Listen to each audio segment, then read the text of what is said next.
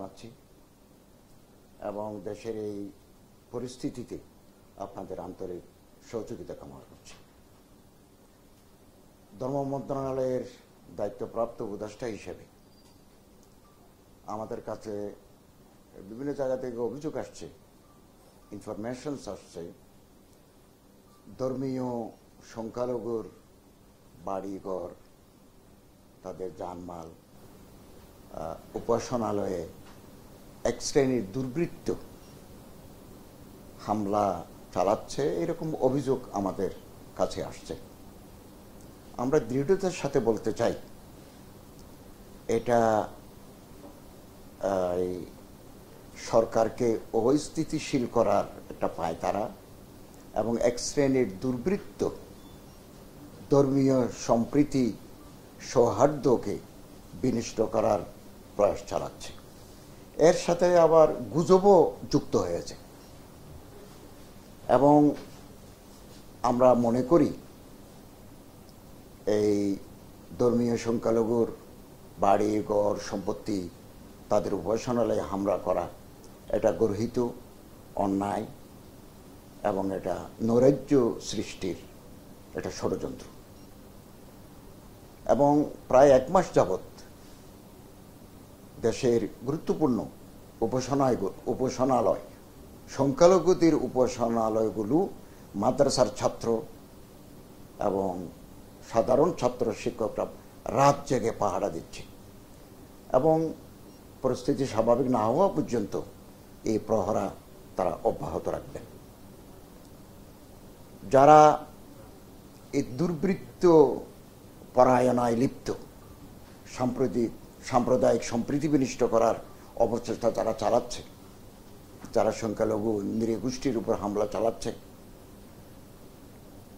তাদের আইনের আওতায় এনে কঠোর শাস্তি বিধানের জন্য সরকার প্রতিশ্রুতিবদ্ধ।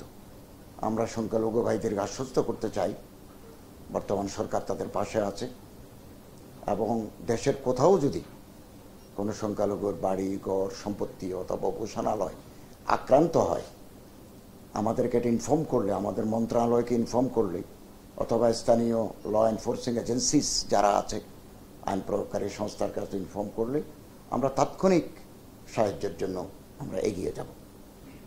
বাংলাদেশ আমরা জানি আবহমান কাল ধরে সাম্প্রদায়িক সম্প্রীতির দেশ।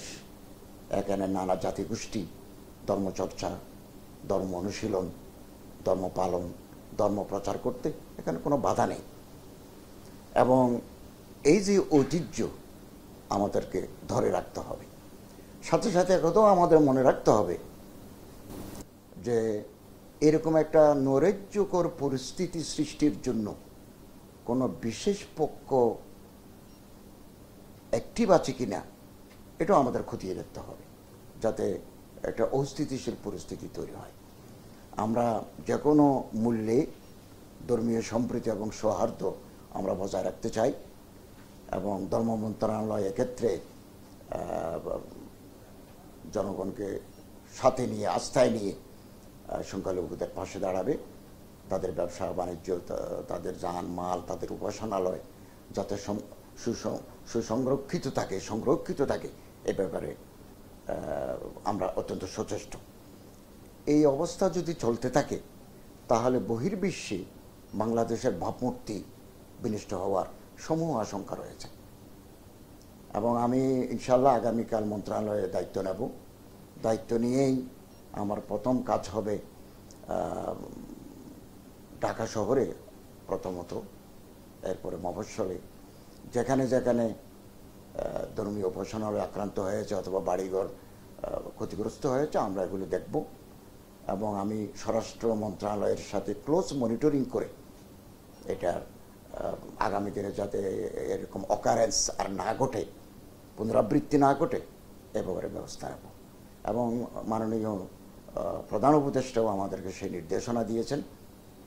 এখন এই মুহূর্তে আমাদের মূল কাজ হচ্ছে restoration of law and order situation, আইনশৃঙ্খলা রক্ষার, আইনশৃঙ্খলার উন্নতি সাধন। এটা এই মুহূর্তে আমাদের প্রায়োরিটি। দ্বিতীয়ত আমরা মন্ত্রণালয়ে কালকে আমি দায়িত্ব নেওয়ার পরে বৈঠক করব, আর কি কি ব্যবস্থা গ্রহণ করা যায় সংখ্যালঘুদের জানমাল, ইজ্জত, সম্পত্তি, উপাসনালয় এগুলো রক্ষার জন্য, তাদের নিরাপত্তা বিধানের জন্য, তাদের মনে যে আতঙ্ক তৈরি হয়েছে বা আতঙ্ক তৈরি করছে কেউ, এই আতঙ্ক দূর করার জন্য আমরা কিছু গুরুত্বপূর্ণ ব্যবস্থা নেব। এটা আলাপ করে কালকে আমি মন্ত্রণালয়ে গিয়েই সেটা আলাপ করব এবং প্রয়োজনে আমি সংখ্যালঘু সম্প্রদায়ের যারা নেতৃবৃন্দ আছেন তাদের সাথেও বসবো, তাদের সাথে আলোচনা করব, তাদের পরামর্শ নেব এবং আমাদের অগ্রাধিকার পাবে, প্রায়োরিটি হচ্ছে যে আইনশৃঙ্খলার উন্নয়ন, আমাদের যে ভঙ্গুর অর্থনীতি আমরা যে উত্তরাধিকার হিসেবে পেয়েছি এটা থেকে উত্তরণ। আমরা গতকালও যমুনাতে প্রধান উপদেষ্টার সাথে একটা ইনফর্মাল মিটিং করেছি এবং ওখানেও আলোচনা হয়েছে যেখানে যেখানে আমাদের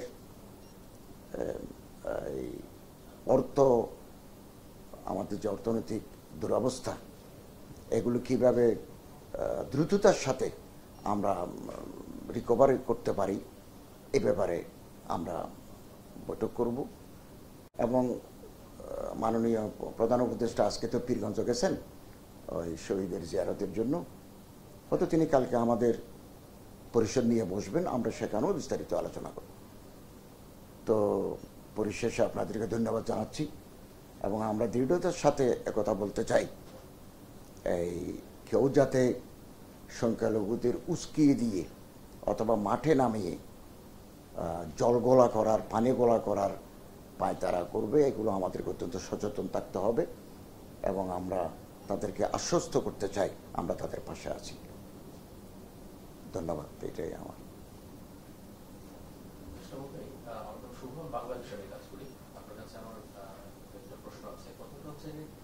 বিশেষ করে কোন বিষয়গুলোকে গুরুত্ব দিয়ে বা কি নির্দেশনা আপনাদেরকে দিয়েছেন প্রধান উপদেষ্টা মহোদয়? আর পরে আরেকটা বিষয় যে ধর্ম মন্ত্রণালয়ের দায়িত্বপ্রাপ্ত উপদেষ্টা আপনি আসলে আপনার কোন কোন কাজগুলো প্রায়োরিটি বেসিসে থাকবে যদি আপনি একটা বলেছেন, এর সাথে আর কি কি যুক্ত? আচ্ছা, আমাদের আসলে আমি আরেকটা কথা হচ্ছে যে কোনো হটলাইন চালু হবে কিনা, যে যেহেতু সাম্প্রদায়িক ভালো কথা বলছেন। আরেকটা বিষয় হচ্ছে যে বিভিন্ন মসজিদ কমিটিতে ক্ষমতাসীন নেতা কর্মীরাই মসজিদ কমিটিতে ছিল, তারা যেহেতু এখন নেই, ইমামদের যেটা বেতন, এই মসজিদ কমিটিতে বেশিরভাগ কমিটির লোক এখন বেশ কয়েকটি এলাকায় মসজিদ কমিটির লোক নেই, তাই ইমামদের বেতন ভাতা এই ধরনের কোনো সমস্যা ইসলামী ফাউন্ডেশনের সাথে আলাপ করা হয়েছে কিনা, মসজিদ কমিটির যে ইমামদের বেতন সেই বিষয় নিয়ে হটলাইন চালু হয়েছে? ইনশাল্লাহ আমি কালকে দায়িত্ব নিয়েই এই একটা হটলাইন আমরা প্রেসে দিয়ে দেব। বাংলাদেশের কোথাও যদি কোনো ধরনের সহিংসতা সংখ্যালঘুদের ব্যাপারে পার্টিকুলারলি কোনো উপাসনালয়ে হামলা হয়, মুহূর্তের ভিতরে হটলাইনে যোগাযোগ করলে আমরা একটা ল এনফোর্সিং এজেন্সির সাথে সমন্বয় করে তাৎক্ষণিক ব্যবস্থা নেওয়ার করব। দ্বিতীয়, আপনি যেটা বললেন মসজিদের ইমামদের বেতন, বাংলাদেশে প্রায় 3 লক্ষের মতো মসজিদ আছে। এই মসজিদগুলো স্থানীয় লোক দ্বারা পরিচালিত। মন্ত্রণালয় কয়েকটা মসজিদ চালায়, বাইতুল মোকাররম জামে মসজিদ যেটা আছে এটা মন্ত্রণালয়ে চালায়, চট্টগ্রাম শাহী জামে মসজিদ এটা চালায়। এর বাইরে মন্ত্রণালয় কর্তৃক পরিচালিত মসজিদ নেই। সমস্ত মসজিদগুলো লোকাল এবং সমাজের মানুষরা, ধর্মপ্রাণ মানুষরা মসজিদ চালিয়ে থাকে। তবে কোথাও যদি আমাদের হেল্পের প্রয়োজন হয়, কমিটির লোকরা যদি না থাকে, তাহলে ইমামদের বেতনের ব্যাপারে আমরা তাদেরকে সহযোগিতা করতে পারি, পরামর্শ নিতে পারি। ইনশাল্লাহ এটা আমরা করব। আমাদের মাননীয় প্রধান উপদেষ্টার সাথে আমাদের এখনো আনুষ্ঠানিক যেটা বৈঠক, আমাদের দিক নির্দেশনা, এটা এখনো হয় নাই। যেহেতু বৃহস্পতিবার আমরা দায়িত্ব নিয়েছি, শুক্রবার শনিবার সরকারি বন্ধ। তারপরও কালকে আমরা জাতীয় স্মৃতিসৌধে পুষ্প শ্রদ্ধা জ্ঞাপন, এরপরে শহীদ মিনারে গেছি, এরপরে যমুনায় ওনার সাথে আমরা অনানুষ্ঠানিকভাবে মিলিত হয়েছি। ওখানে আমাদেরকে তিনি বলছেন যে এই মুহূর্তে আমাদের কাজ হচ্ছে আইন শৃঙ্খলা পরিস্থিতির উন্নয়ন, এই মুহূর্তে আমাদের প্রায়োরিটি, এবং কোথাও কোনো সহিংসতা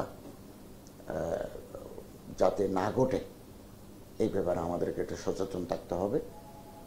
এবং তিনি আমাদেরকে আগামীকালও আরও গুরুত্বপূর্ণ নির্দেশনা দেবেন, যেভাবে দেবেন আমরা সেটা অনুসরণ করে চলব।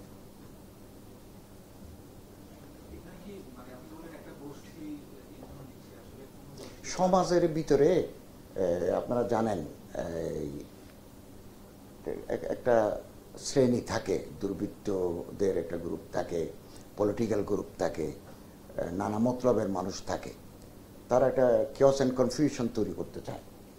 এগুলো তো আন্ডারওয়ার্ল্ডের লোক, এগুলো করতে থাকে। কারো কারো পলিটিক্যাল মোটিভেশনও থাকতে পারে, এটা তো আমাদের কাছে স্পষ্ট নয়। যতক্ষণ এটা তারা আদালতে কনফেস করে নাই অথবা ল এনফোর্সিং এজেন্সির সামনে তারা স্বীকারোক্তি দেয় না, তখন তো আর বলা যাচ্ছে না। তো এটা করতে পারে, এটা আমাদের আশঙ্কা। একটা দুর্বৃত্ত সব জায়গায় থাকে। যেমন আন্দোলন থেমে যাওয়ার পরেও আমরা বিভিন্ন জায়গায় দেখছি যে লুটপাট হচ্ছে বা আগা করছে। এগুলো তো আর ছাত্ররা করে নাই, রাত্রে ঋষিতে করছে, ভাঙচুর করছে, দরজা ভেঙে নিয়ে যাচ্ছে। তো ঠিক একইভাবে ধর্মীয় উপাসনালয়ে আক্রমণ করা অথবা সংখ্যালঘুদের ঘরবাড়িতে হামলা করা, এরকম কাজ কেউ করতে পারে। এই গ্রুপটা কে এটা আগেভাগে বলা মুশকিল, তবে গ্রুপ পিছনে আছে। এটা এটা এটা টেরোরিস্ট দল থাকতে পারে, এটা দুর্বৃত্তদের একটা গ্রুপ থাকতে পারে, পেশাদার যারা ডাকাত আছে এরাও করতে পারে, সুযোগ নিতে পারে আর কি। তো আমরা এগুলো ইনশাল্লাহ সরকারের পক্ষ থেকে কঠোর হস্তে আমরা এগুলোকে দমন করব এবং একটা সুন্দর শান্তি শৃঙ্খলা পরিস্থিতি ফিরিয়ে আনার জন্য আমরা সচেষ্ট থাকবো।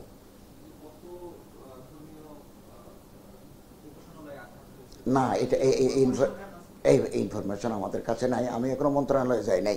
কালকে 10টায় আমি মন্ত্রণালয়ে যাব। তাদের কাছে কোনো ইনফরমেশন থাকলে সেটা আমরা কালেকশন করব। এবং ঢাকা শহরে কোথাও কোনো মন্দির যদি আক্রান্ত হয়, কোনো সংখ্যালঘুদের বাড়িঘর যদি ক্ষতিগ্রস্ত হয়, আমি এগুলো দেখতে যাব এবং আমি যথাযথ কর্তৃপক্ষের কাছে সেটা রিপোর্ট করব এবং তাদের আগামী দিনগুলো যাতে তারা শান্তিতে, স্বস্তিতে, নিরাপত্তার সাথে থাকতে পারে সে নিশ্চয়তা আমি তাদের দেব।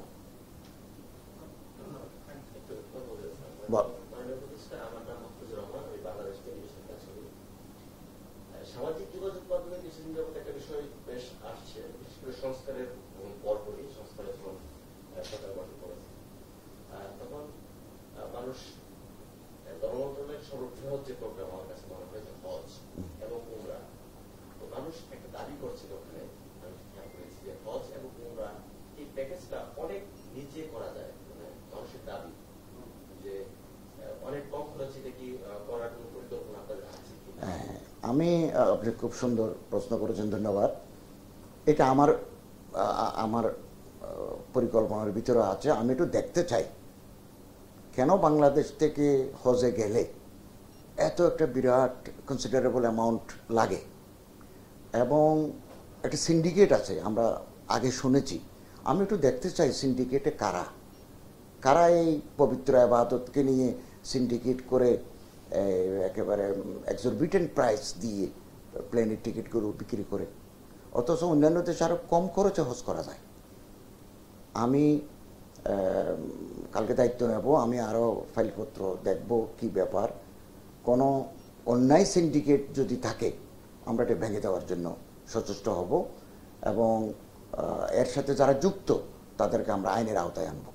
মানুষ যাতে, এবং এমনও হয়ে থাকে আমরা দেখি যে টাকা জমা দেওয়ার পর after observing all the formalities অনেক মানুষ হজে যেতে পারে।